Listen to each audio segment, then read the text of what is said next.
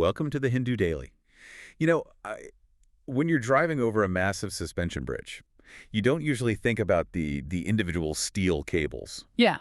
or like the tension load. Right. You just trust the engineering. Exactly. It looks solid. It feels solid. But any structural engineer will tell you that you don't actually find out a bridge's true strength on a sunny Tuesday afternoon. No, definitely not. You only find out what it's truly made of during a Category 5 hurricane. And right now, the global systems that you and I rely on every single day are, well, they're sitting right in the middle of a massive hurricane. Yeah, they really are. Today, we are looking at what happens when systems from the global missile supply chain to international shipping to even the microbiology of drug development are just pushed to their absolute breaking points.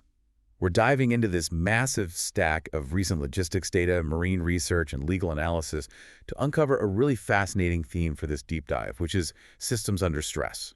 And, the stress tests are happening everywhere all at once. Like when we look at global supply chains or national institutions under this kind of extreme pressure, the invisible strengths become obvious.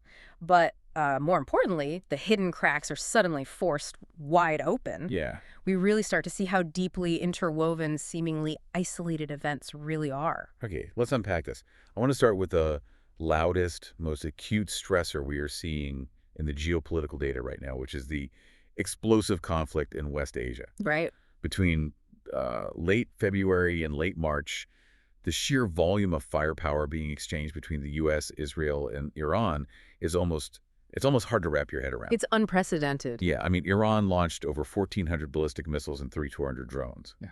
And the defensive response from the U.S. has been just astronomically expensive. Astronomically is the right word. Like, by just the 12th day of what the military is calling Operation Epic Fury, the U.S. has spent an estimated $16.5 billion. Which is, the financial burn rate is staggering. But the physical hardware bottleneck is the actual systemic crack here. Right. The logistics reports indicate that in less than 2 weeks, the U.S. fired off 158 THAAD interceptors. Wow. And for context, that is a quarter of their entire global stockpile gone in just a matter of days. Wait, hold on. A quarter of their stockpile. 25%. I see the acronym THAAD in the news constantly, but what actually is a THAAD interceptor? Like, why is losing 25% of them such a catastrophic bottleneck? Can't the Pentagon just, write a check to defense contractors and build more? Well, no, a THAAD, which stands for Terminal High Altitude Area Defense, by the way, it isn't just a simple rocket. Okay. It is a highly advanced bus-sized anti-missile system.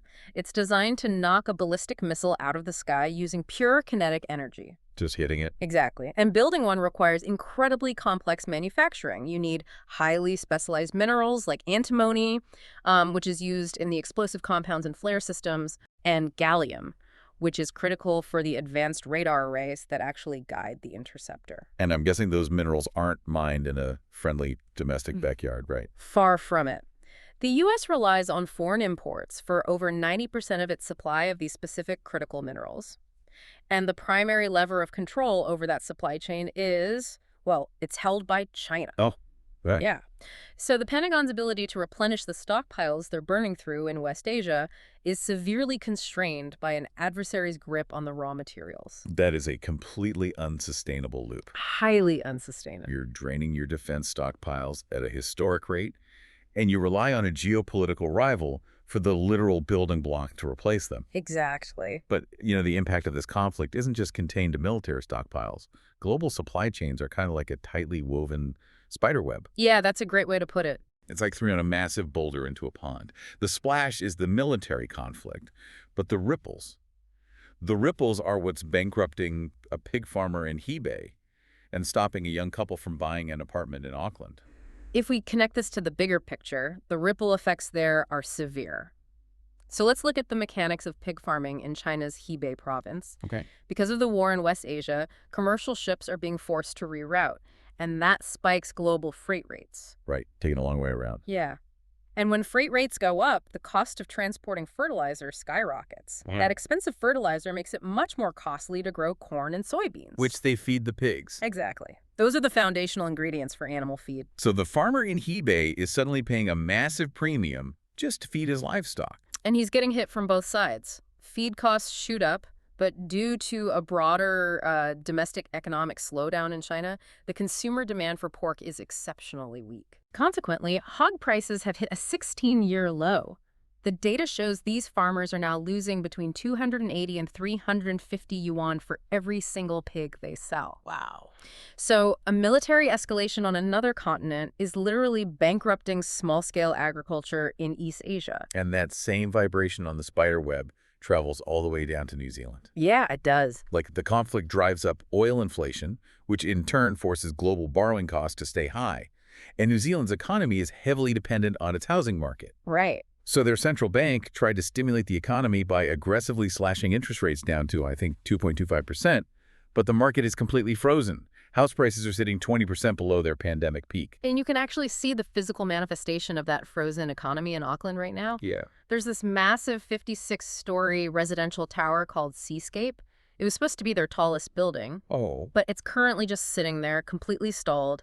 The developer defaulted, and the project went into receivership. Meaning a bank took it over. Yeah, a bank-appointed firm had to take over to try and liquidate the assets.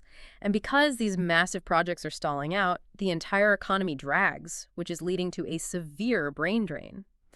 Last year alone, an estimated 40,000 citizens left New Zealand searching for better economic opportunities abroad. That is wild. A missile fired in the Middle East halts construction of an apartment building in Auckland and raises feed prices in Hebei. That is the exact definition of a fragile system. It really is. But here's where it gets really interesting.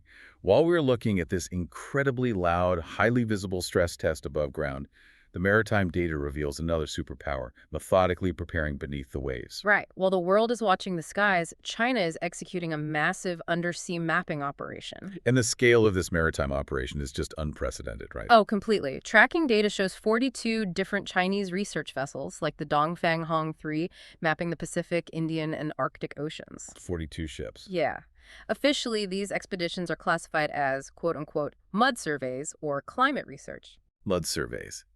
I don't think you need 42 advanced ships crisscrossing the Malacca Strait, the waters near Taiwan, and the coast off the U.S. stronghold in Guam just to look at mud. No, you definitely don't. Naval warfare experts like former Australian Sub-Chief Peter Scott, they point out that this is classic battle space preparation. Okay, what does that mean exactly? Well, these ships are dropping high-tech sensors and using advanced sonar to map the seafloor topography. They are looking for underwater mountain ranges, deep trenches, and crucially, thermal layers in the water. Wait, why do thermal layers in underwater mountains matter so much? Because if you know the exact terrain of the ocean floor, you know exactly where to hide your submarines. Oh, I see. And you know exactly where your adversary's submarines are likely to hide. Temperature changes in the water can actually bend sonar waves. Really? Yeah, it essentially creates invisible underwater cloaks. So if you map those layers in advance, you control the battle space. It's a very stark contrast in geopolitical strategy. Right, because one superpower is engaged in a highly visible war of attrition, rapidly depleting its stockpiles, Right. while the other is quietly mapping the topographical future of global dominance. Exactly. So if the U.S. and China are locked in this massive geopolitical tug of war, how do emerging nations try to capitalize? Like, we should look at India, which has this stated ambition to become a developed $10 trillion economy by 2047. It's a huge goal. But the institutional analysis we're looking at shows they are hitting a massive bureaucratic wall.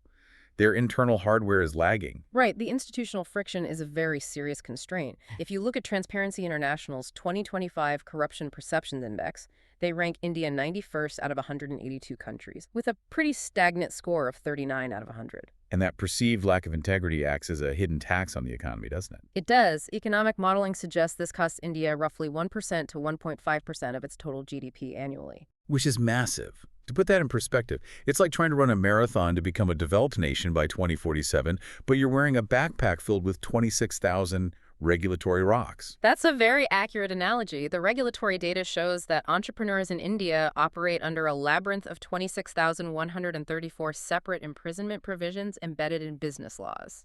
That volume of criminal liability creates an environment uniquely vulnerable to rent-seeking. Yes. Let's define rent-seeking for a moment for the listener, because it's a term economists use a lot, but it has very real-world consequences. Sure. Rent-seeking essentially means extracting wealth from a system without actually creating any new wealth or value. Okay. So in this context, if a low-level government inspector has the power to threaten a business owner with jail time over a minor paperwork error... Because there are over 26,000 rules that carry imprisonment. Right, exactly. That inspector has immense leverage to extract a bribe. The business owner pays the bribe just to keep operating. No value is created, the economy slows down, and corruption becomes systemic. And the burden on new industries is just staggering. Like, look at the biopharma sector. A single biopharma startup has to navigate 998 separate compliance obligations just to open its doors and start research. And half of those carry criminal liability. Exactly. But this institutional stress isn't just happening at the level of local inspectors. The legal analysis shows it reaches the absolute highest levels of the judiciary. Yeah, we see this clearly in the recent Supreme Court recusal dilemma. Chief Justice Surya Kant recused himself from hearing a legal challenge regarding how election commissioners are appointed. He stepped aside to avoid a potential conflict of interest. Right. Which sounds like the ethical standard thing to do, right? Yeah. So where is the systemic crack there? The crack is in the lack of codified rules. So in the U.S. judicial system, for example, there is a specific written law, Section 455, that explicitly dictates the mechanical conditions under which a judge must step aside. Yeah. India's Supreme Court relies almost entirely on uncodified conventions. It's left entirely to the individual judge's conscience. And relying on unwritten rules creates chaotic precedents. It really does. Like, the legal scholars contrast this recent recusal with a massive case from 2015, the NJJC case. Right. In that instance, Justice Kihar explicitly refused to recuse himself despite a conflict of interest. Yes, he invoked what is called the doctrine of necessity. Right. He essentially argued that if he stepped down and the other judges had similar technical conflicts, the entire constitutional machinery would grind to a halt, so he had to hear the case. This raises an important question. Can a modern, aspiring $10 trillion economy run smoothly on informal institutional rules? Right. Whether we are analyzing a massive regulatory compliance burden that encourages bribery or uncodified conventions at the highest court, ambiguity just creates friction. So if the central hardware is jammed with 26,000 regulations and unwritten rules, who handles the immediate life-or-death crises when the hurricane actually hits? That's the real test. We have a fascinating reflection from a former chief minister of Tamil Nadu regarding the March 2020 COVID lockdown. Yeah, the core takeaway from that pandemic crisis governance was the absolute necessity of decentralized decision-making. Because a central state apparatus simply cannot micromanage a massive crisis. Exactly. The state had to rely entirely on local district collectors and municipal bodies to balance the immediate triage of public health with the survival of the local economy. And now we are seeing that expectation of crisis management shifting from the government directly onto the corporate world, Right. specifically regarding environmental collapse. The Supreme Court recently invoked Article 51AG of the Constitution regarding corporate environmental responsibility. Yes, and Article 51AG fundamentally links the right to do business with the duty to protect and improve the natural environment. The court is signaling that corporate social responsibility, or CSR, cannot just be treated as public relations charity anymore. It is a mandate. But wait, when you look at how CSR funds are actually spent, they are heavily skewed. The data shows about 38% of corporate funds go to human-centric issues like education, while the environment gets maybe 7 to 9%. Yeah, the disparity is huge. And, I mean, I see corporations planting millions of trees all the time to make up for that, right? Yeah. They take those drone photos of massive new forests. Isn't that exactly what we want them to do? Like, is it fair to force corporations to fix the environment when state governments, like in the TN pandemic example, are supposedly the ones tasked with large-scale crisis management? Well, modern crises, whether it's a pandemic or climate change, they're just too vast for the state alone. Accountability has to evolve from being shareholder-centric to ecosystem-centric. And regarding the tree planting, it sounds good on paper, but the ecological research warns against these quick wins. What do you mean? Many companies fund what are called Miyawaki forests. The idea is to plant a dense concentration of incredibly fast-growing trees. It looks fantastic in an annual sustainability report. Okay. But biologically, the dense canopy of those fast-growing trees blocks out sunlight, which chokes out the diverse native underbrush. Oh, wow. And without that underbrush, local insects, birds, and animals cannot survive. So you're essentially creating a green desert. So you're solving a PR problem, not an environmental one. Precisely. The push from ecologists is to move away from quick wins and demand genuine ecosystem recovery. Right. They point to much more complex long-term initiatives like Mahindra's project to plant 25 million trees with a strict focus on native survival rates, or ITC's massive 1.3 million acre forestry program that actually integrates with local agriculture. To fix any of these systems, whether we are talking about unjamming supply chains, reforming a bureaucracy, or restoring a native forest, we need accurate models of reality. We need to actually understand the mechanics of the problem. Exactly. And this brings us to a massive shifting paradigm in how we seek the truth. In the scientific community, they are rushing toward hyper-realistic models. Yes, the biopharma sector is undergoing a massive transformation. India recently announced the 10,000 crore rupee Biopharma SHAKTI initiative. Huge investment. Yeah, and a major pillar of this program is the transition to non-animal methodologies, or NAMES, in drug development. Because testing advanced human drugs on mice and monkeys is turning out to be incredibly dangerous. It really is. The medical history files bring up the 2006 Northwick Park tragedy in London. During a drug trial, a new biologic was tested on monkeys, and they were perfectly fine. Right. But when they gave it to 6 healthy human men, all 6 went into catastrophic multiple organ failure. Yeah, it was horrific. Human biology, particularly our immune system, is simply too complex to use animal proxies for advanced biologics. The mechanism of the drug triggers completely different reactions. So science is innovating to mirror reality more accurately. Researchers are now using technologies like breast cancer on a chip. Wow, what is that? They literally take actual human cells and bioengineer them onto a microchip to perfectly replicate the microenvironment of a human tumor. That is incredible. So you don't need to guess how a mouse will react. You can see exactly how human tissue reacts in real time. It provides vastly superior safety data, and the economic projections estimate these microchip models could lower overall drug development costs by up to 26%. Wow. So science is actively abandoning inaccurate proxies to get closer to the complex human truth. So what does this all mean? Because then we look at the cultural feedback loops and we see the exact opposite happening. Right. While scientists demand the unvarnished truth of our own cells, popular culture seems to be retreating into absolute fiction. We have a cinematic critique of a recent blockbuster film called Durandar. Yeah, and what's fascinating here is that the source analyzes the film as a piece of ideological propaganda. Okay. The reviewer details how the movie actively rewrites recent economic history to fit a specific narrative. Right. The film apparently claims that the 2016 demonetization policy successfully eradicated terrorism and wiped out fake currency. Yes. But when you look at the actual economic data from that period, the policy had a devastating documented impact on the informal economic sector without achieving those security goals. Exactly. And the source's critique also points out that the film reduces the entire concept of nationalism to performative violence. The protagonist literally murders 12 perpetrators as a solution to the nation's problems. Right, and we're just reporting what the critique states here, obviously. Yeah. But the analysis highlights a critical blind spot. The film glorifies hyper-violent, vigilante justice against perceived individual enemies, while entirely ignoring the actual structural violence that harms millions. Yeah. The narrative offers no space for the realities of extreme economic inequality, or the million-plus citizens who die annually from air pollution, or the severe lack of healthcare access during a pandemic. It feeds the audience a simplistic, violent fantasy instead of asking them to grapple with the real complexities of society. Which is deeply concerning when you tie it back to everything we've discussed today. Societies, just like biological systems or global supply chains, rely on accurate feedback loops to survive and adapt. If our cultural feedback loops, like the blockbuster movies millions of people watch, if they distort reality to offer comfortable, aggressive fictions, it becomes exponentially harder to build consensus to solve the real structural problems, like the regulatory burdens or the environmental crises we talked about. It leaves us with a profound contradiction to consider. As our technology becomes capable of mirroring human biology perfectly on a microchip, why are the cultural and political models we use to understand each other becoming more distorted?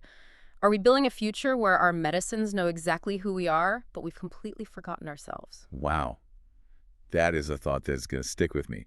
We started this deep dive by talking about trusting the engineering of a bridge until the hurricane hits. The hurricane is clearly here, testing everything from the microchips in our labs to the legal conventions of our highest courts. It is up to all of us to look closely at those cracks, understand the hidden mechanics, and decide how we want to rebuild. Thank you for listening. If you want to provide suggestions, please contact on the Twitter handle given in the episode description. As always, we are eager to hear what our listeners want to be informed about. We wish you a great day.